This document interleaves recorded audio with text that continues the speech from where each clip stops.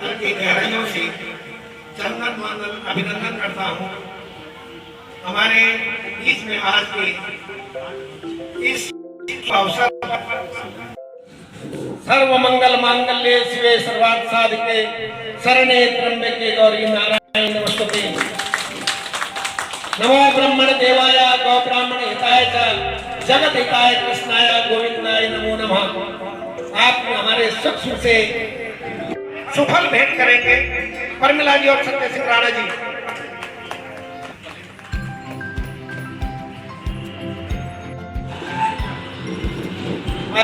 जी हमारे युवा चाचा जी, हमारे युवा चाचा जी इनको भी सिंपल भेंट कीजिए।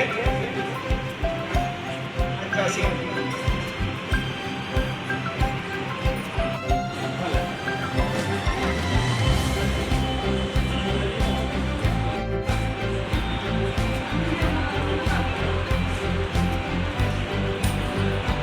और मन देवाय गौ ब्राह्मण हिताय च जगत हिताय कृष्णाय गोविंदाय नमो नमः। राया वसुदेवाय धीमहि नागराजस्य सिद्धधाम श्री कृष्ण स्वरूप का महापूर्वी संज्ञा आप पास सब साथ चले एक साथ बोले। पारंपरिक हमारी परंपराएं अभी एक कॉल यहाँ से हमारे जो माननीय विधायक हैं इनके यहाँ से भी आया है कि समय में भी आना पदाधिकारी का और हमारे आएंगे सभी लोग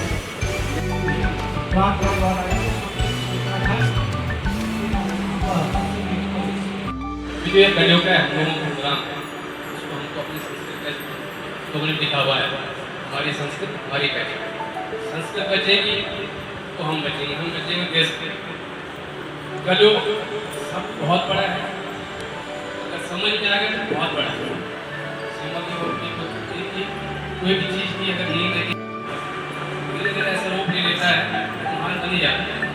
गणेश जी ने जिक्र किया वही चीज़ है जिससे चीज़ लगी होगी उसके लिए लोग पागल होगा, पागल है ये करते ही वैसे तो पागल हो नए नए एक्सपेरिमेंट है काफ़ी समय लगता है, पैसे भी लगता है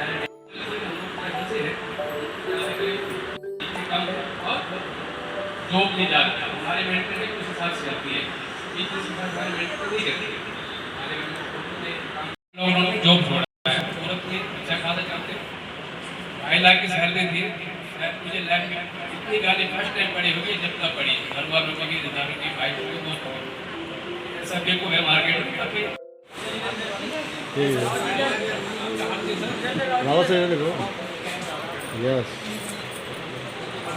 थोड़ा लगेगा ना।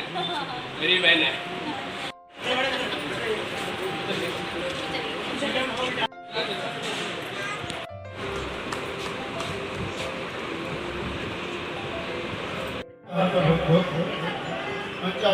सम्मानित और बहुत ही आदरणीय है। इस सभा का समापन है, सबका खाने का टाइम है, इससे ज़्यादा ना बोलते हुए मैं अपनी वाणी भरने का विराम देती हूँ। धन्यवाद। एक छुटाना है एक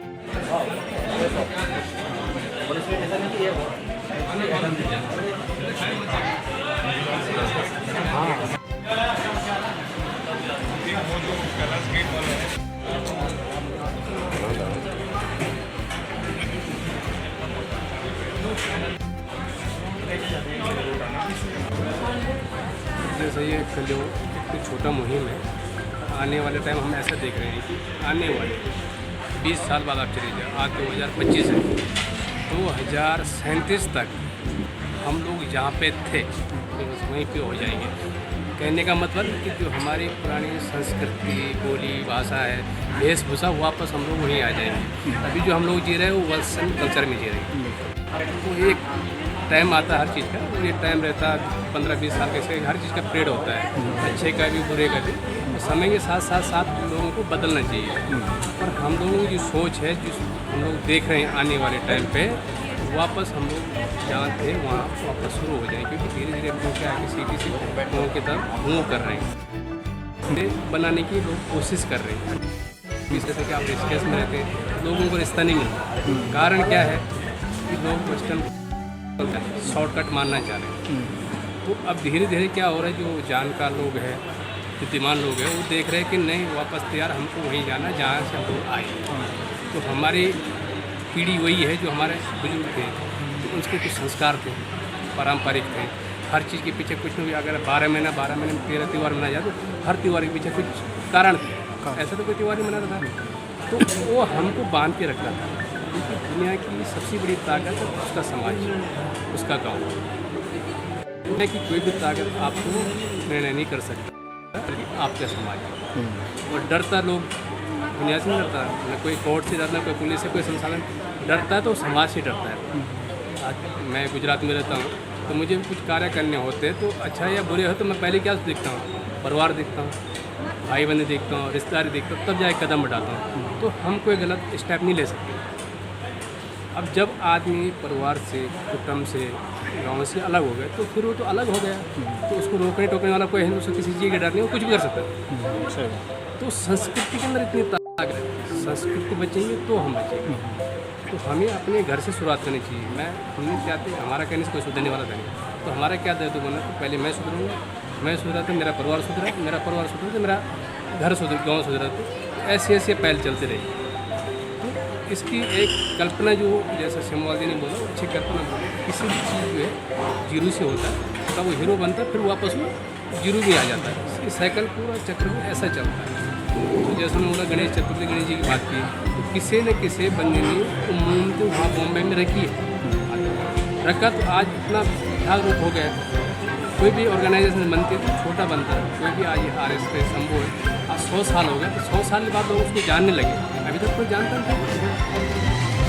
ये जो कोई भी प्रक्रिया एक्सपेरिमेंट होता है, जो व्यक्ति एक्सपेरिमेंट करता है, उसको अगर देसी भाषा में बोला जाए तो हमारे गाँव गले में तो उसको पागल बोलते हैं। क्योंकि हमारी सोच क्या है कि मेरा दिन का नौकरी करे, 10,000 20,000 रुपये तनख्वाह आ जाए, हर महीने का वो 15,000 मुझे दे दे, 5 अपना खर्च रख दे, मेरा घर बार चलता है, हमारी इतनी सोच है।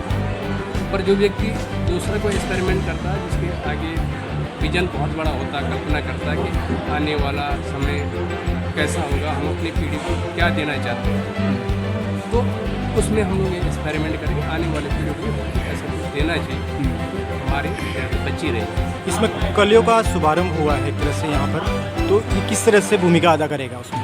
कलियों का जो भूमिका अदा करेगा है, अभी हम कह सकता है लाख टीवी नहीं लॉन्च किया, तब लोगों को बिल्कुल पता नहीं। इस बात को 6 महीने हो गए, फिर आज हम रिस्केस में लॉन्च किए, तो आज लोग जागरूक हुए। जैसा आपने देखा, आज 22 कलियों यहाँ पे गए हैं। मैं समझता हूँ कि वहाँ हम 0 से आज संख्या 22 बढ़ गई। 6 महीने में इतना हुआ, तो हम समझते हैं हम लोग इसमें सक्सेस हो सकते हैं। कितने आइटम रखे हैं इसमें आपने? कलियों के अंदर अभी 4 आइटम है, हमारे मुँह में 4 आइटम रखे। कौन कौन से? एंडसा है, भुटाना है, बाल मिठाई है, उड़द दाल के पकौड़े, ये 4 आइटम रखी हुई है। और ये हमारे ऑनलाइन प्लेटफॉर्म में इसकी प्राइस लिस्ट फोटो भी, उसमें आप अपने सुविधा से ऑर्डर कर सकते हैं।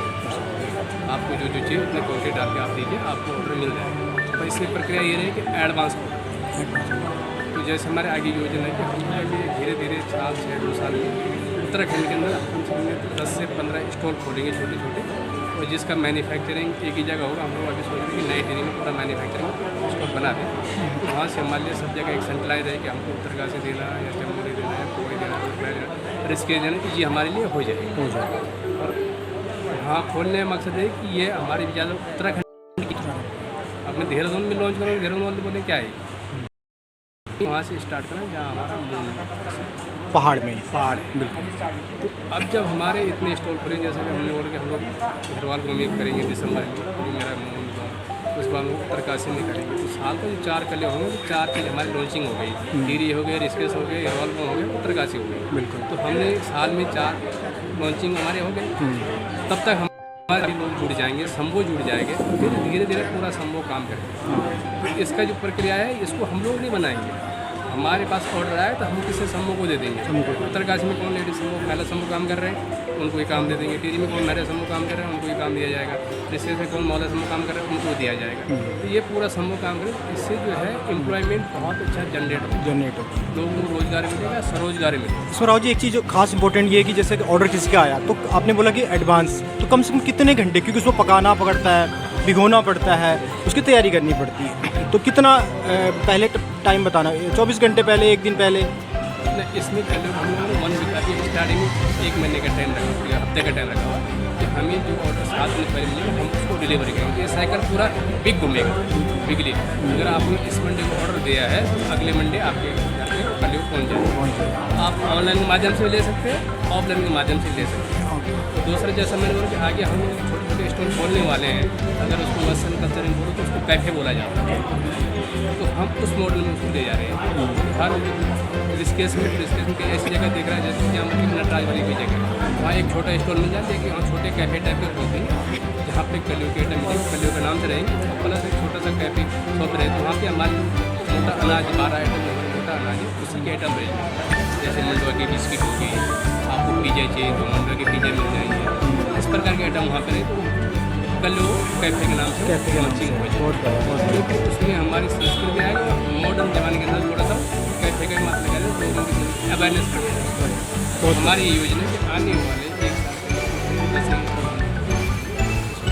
खोल देंगे, 10 स्टॉल खोल देंगे। तो ये हम लोग खुद ही खोल के चलाने की कोशिश करेंगे। तो ये हमारा एक ग्रुप है, वो चलता रहेगा, एक चैनल चलता रहेगा। सो आपको बहुत बहुत बधाई और शुभकामनाएं। धन्यवाद। कलियो वास्तव में जो हमारा कलियो है, सुबह का जो नाश्ता है, दिन भर जो हमें ऊर्जा देता है, उस कलियो को जो तैयार करते हैं वो हमारी माताएं, हमारी बहनें, हमारी बुआ, ये सब लोग तैयार करते हैं। समय के साथ में सब लोगों की शादी हो जाती है और सब अपने अपने स्थान पर स्थापित हो जाते हैं, तो उसमें जो हमारे घर की अपनी माताएं रहती हैं वो तो घर में रहती हैं, लेकिन बेटियां दूसरे परिवार में चली जाती हैं। जो उन्होंने यहाँ सीखा है, जो संस्कार आपने अपने घर में लिए हैं, वो आप दूसरे घर में जाके पोषित करते हैं।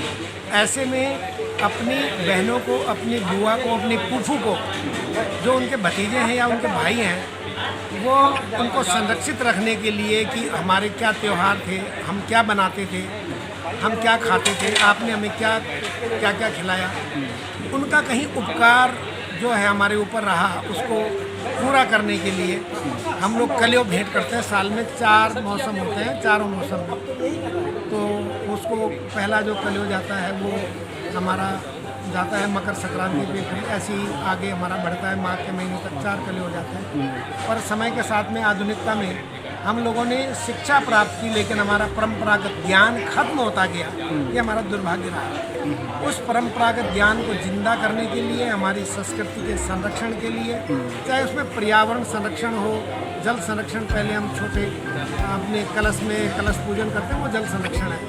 ऐसा ही जैसे बहू घर में आती है तो उसको धारा पूजवाते हैं, वो भी जल संरक्षण का प्रतीक है। तो जो कलियो है, कलियो अपनी बहन को हम देते हैं, वो ये देते हैं कि भाई उन्होंने जो हमें पोसा है, हमें परोसा है, हमें पोषित किया, वो उनको भी याद रहे कि मेरे भाई, मेरे भतीजे मुझे याद करते हैं, उसको देना होता है, लेकिन हम दे नहीं पाते हैं। इसके लिए हमारे जो रावत बंधु हैं, 7 colours, Rawat hospitality, Gujarat, basically जो उत्तराखंड के हेरवाल गांव से आते हैं, उन लोगों ने, हम लोगों ने, सब लोगों ने मिल कर के ऐसा एक कार्यक्रम बनाया कि देश विदेश में कहीं भी कोई अगर अपनी बहनों को, अपनी बुआओं को इस कलियों के माध्यम से याद करना चाहता है, या उनको अपने जो हमारे संबंध हैं उनको जीवंत करना चाहता है, तो कलियों बनाने का अगर आपको कोई नहीं मिल रहा है, हम कलियों बनाते भी हैं, हम भेजते भी हैं। रावत बंधु जो हैं वो कलियों बनाएंगे भी, भेजेंगे भी। कलियो.com पे आप उसको बुक कीजिए, और ये देश दुनिया के किसी भी कोने में आपको अगर भेजना है, ऑनलाइन ऑफलाइन उसको प्रमोट करते हैं। इसके लिए ये सिर्फ और सिर्फ इसलिए है कि मैं एक लाइन में अगर कहना चाहूँ तो मेरा जो संदेश है कि हमारी परंपराएं बचेंगी, हमारे परंपरागत मिष्ठान बचेंगे, हम तो हमारी संस्कृति बचेगी। हमारी संस्कृति बचेगी तो हमारी जो धरोहर है, हमारी परंपरागत ज्ञान है वो बचेगा, जो दादी का ज्ञान है वो बचेगा, और उसको संरक्षित करने के लिए कार्यक्रम रखा गया। हाँ देखिए, सरकार जो भी है, जब भी सरकार आती रहती हैं, जाती रहती हैं, बदलती रहती हैं, पर सरकार जो नीति नियोक्ता हैं हमारे, उन पे डिपेंड करता है कि वो क्या नीति बना रहे हैं। हमारी सरकारें आई, उन्होंने भांग के प्रमोशन की बात की, लेकिन भीमल को भूल गए। आज राज्य को बने 25 वर्ष हो गए हैं। जिस विधायक का बेटा या हमारे जिन माननीयों का जो बेटा था, वो अगर 5 साल का था तो आज कितने साल का हो गया? वो 30 साल का हो गया। उनका घर तो पोषित हो गया, लेकिन हमारी संस्कृति कहाँ पोषित हुई? आज भी हमारा भारतीय ग्रामोत्थान संस्था में जो संस्कृति के संरक्षण के लिए कार्यक्रम कर रहे हैं, हमारे पर्यावरण संरक्षण के लिए जो बैग बना रहे हैं, वो जूट कहाँ से? हमारे कलकत्ता से आता है। वैसे तो हम लोग विरोध करते हैं ममता जी का, लेकिन वो उन्हीं के ही प्रांत से आ रहा है। तो हमारा भांग की जगह हम भीमल को क्यों प्रमोट नहीं कर रहे हैं? वो चीज़ें होनी चाहिए थी। 25 वर्ष में सब कुछ बदला है, लेकिन आज दुर्भाग्य है माननीय मुख्यमंत्री जी, माननीय सांसद हमारी टिहरी की राजमाला लक्ष्मी जी से, उनसे भी मैं उत्तरकाशी मेले में कह चुका हूँ कि हमारे भीमल के प्रोत्साहन के लिए भीमल विकास बोर्ड का बनाया जाना बहुत ज़रूरी है। आज हम पहाड़ में आर्थिकी के विकास की बात करते हैं, तो क्या ये जो हमारे कलियों हैं, ये हमारे जो सेल्फ हेल्प ग्रुप हैं, हमारे समूह हैं, महिला समूह, ये सब बनाएं और उनके छोटे छोटे काउंटर लगाए जाए। इस तरह का जो हमारा दूसरी और चीज़ें हैं कि हम लोग आर्थिक संस्कृति की जब बात करते हैं तो कहते हैं खनन होना बहुत ज़रूरी है। अरे भाई, खनन कहाँ होना ज़रूरी है वो भी तो देखें। जो नीति हम हरिद्वार के लिए बनाते हैं, वो नीति हमारे उत्तरकाशी में नीतिमाला में नहीं चलेगी। तो हमें कुछ ना कुछ प्लेस टू प्लेस उसको चेंज भी करना होगा। एक चीज़। दूसरी चीज़, हम शराब की बात करते हैं कि शराब हमारी आर्थिकी का आधार है। देवभूमि में शराब आर्थिकी का आधार न पहले था और न होगा।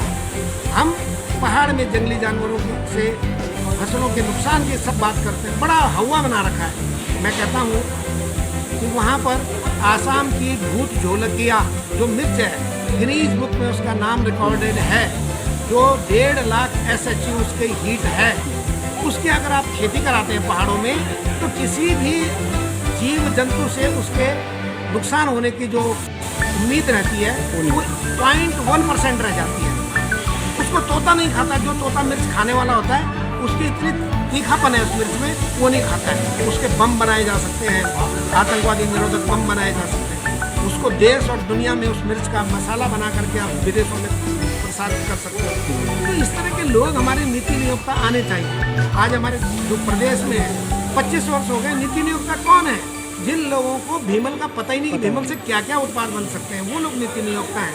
तो हमें वो भी चीज़ होना होगा कि जैसे हमारे माननीय मुख्यमंत्री स्वदेशी की बात कर रहे हैं, लोकल फॉर वोकल की बात हमारे माननीय प्रधानमंत्री जी करते हैं, तो लोकल जो अधिकारी है वो भी लोकल होना जरूरी है।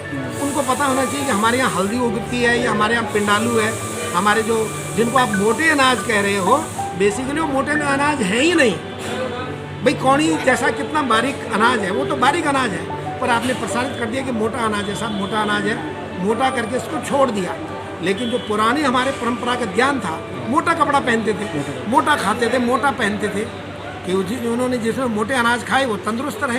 उस चीज़ को आज भूल गए हम लोग। हमारी सांस्कृतिक विरासत को हम भूल गए। जल का संरक्षण की मैंने अभी पहले भी बात की, कार्यक्रम में मैंने बताया कि जब हम कलश पूजन करते हैं तो हम जल संरक्षण की बात करते हैं।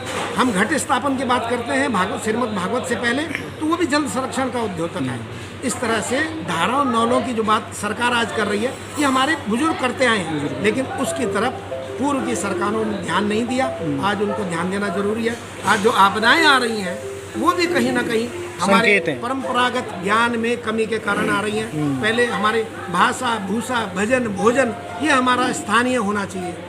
भूषा से मतलब मेरा वेशभूषा से है। हम अपने अगर परंपरागत घर को बनाएंगे, उसी पठाल के रूप में बनाएंगे। हमारे जो परंपरागत घर थे वो चोटी पे डांडा में होते थे।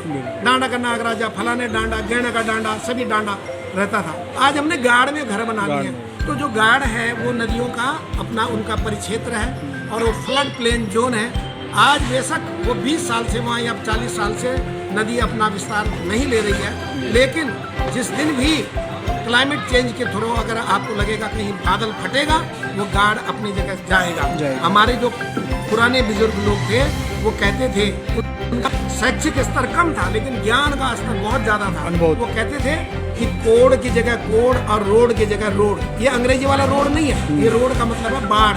वो कहते थे कि 12 साल में 20 साल में भी जिस परिवार में अगर कोड़ रहा होगा तो जेनेटिक उसमें कोड़ उत्पन्न, कुष्ठ रोग उत्पन्न सकता है। और 30 साल 40 साल के बाद में भी अगर नदी का कोई क्षेत्र ऐसा है जहाँ से वो बहती थी, वो अपना रूप ले सकती है। आज हमारी जो राज्य की सरकार है फ्लड प्लेन जोन की जो बात कर रही है, उसी की स्टडी करके कर रही है। उस पर हमें ध्यान देने की जरूरत है। तो इस तरह से हमारे जो परंपराएं बचेंगी, हमारी बोली भाषा, भवन भजन भोजन, हमारे स्थानीय जो भवन है वो बचेगा, भजन मतलब आध्यात्म बचेगा।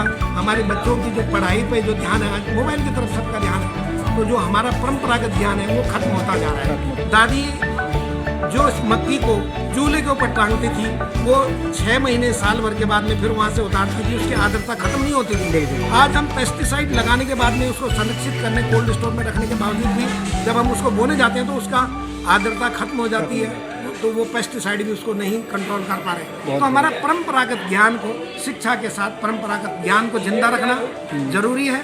शिक्षा के साथ में संस्कारों का संरक्षण जरूरी है। यही हमारा उद्देश्य है।